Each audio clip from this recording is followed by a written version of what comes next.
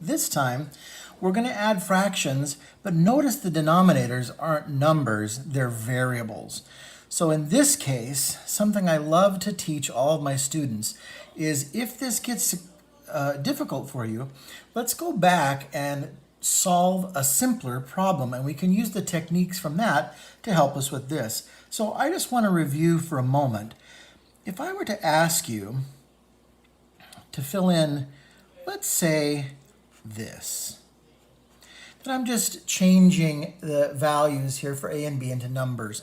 You'd say, oh, I know how to do this. This is easy. I just multiply the top and bottom over here by 4, and I multiply the top and bottom over here by 3, and so then I get 8 over 12 plus 15 over 12, and then that equals 8 plus 15 is 23, and so then my answer would be 23/12. So I want to notice that the patterns we used here, the process we used here, it's going to be the same thing that we're going to do over here, only we're using letters, so it gets a little different. So over here, we just multiplied our denominators together. So in this case, we're going to multiply top and bottom by b. Now, we don't know what b is, and it doesn't matter right now. We're just going to multiply by it. So then I'm going to say, I'm going to multiply the top and the bottom by b. Oh, I shouldn't have put it out there, sorry. And over here, I'm going to multiply the top and the bottom by a.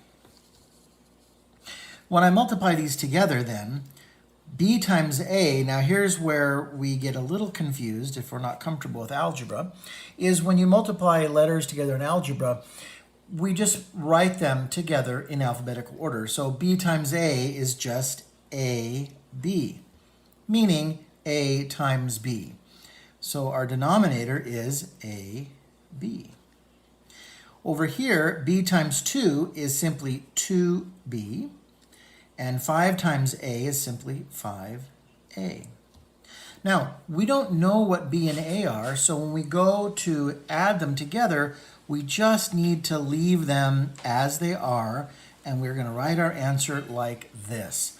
And notice I changed the order because the convention is that we write our letters in alphabetical order. And that's how we do that.